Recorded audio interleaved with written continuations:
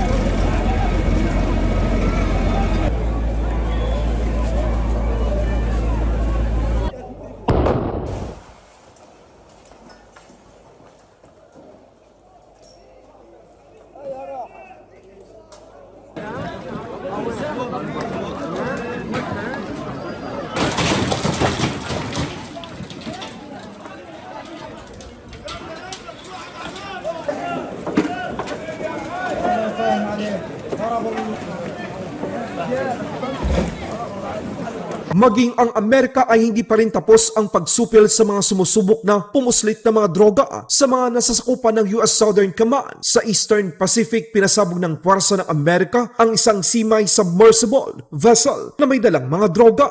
Isang malaking palaisipan ngayon, sundalo ng Russia paubos na kahit baguhan pa at wala pang kasanayan sa digmaan. Kanila nang isinasalang. Isang sundalo ng Russia ang agaw pansin ngayon sa social media matapos nitong iputok ang kanyang hinahawakang RPG-7 sa kanyang paa sa halip na sa mga kalaban. Ты ебанутый!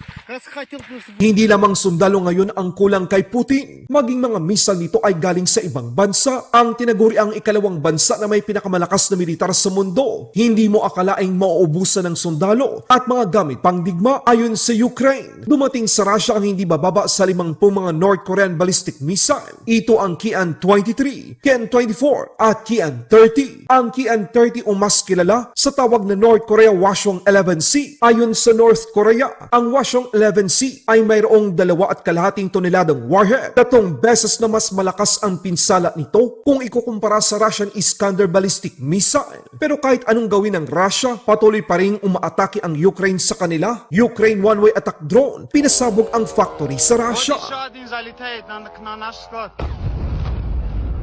Аллаху Акбар. Вот еще один залетает на наш склад.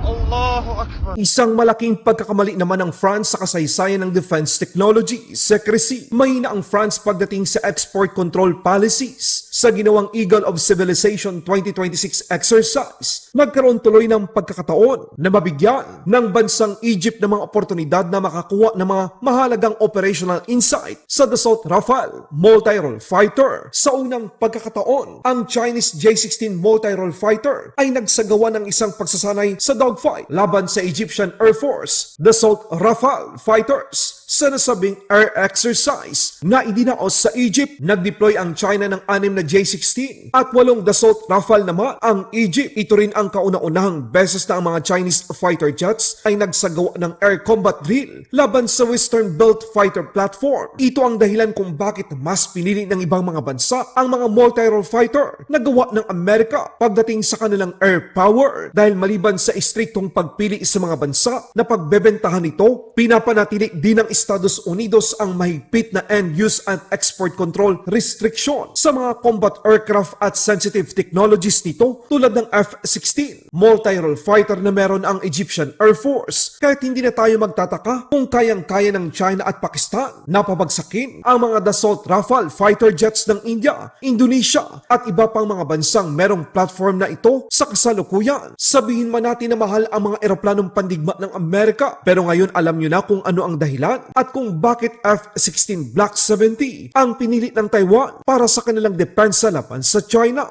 Kaya malabo na Dassault Rafale multi-role fighter ang kukuning multi-role fighter ng Pilipinas.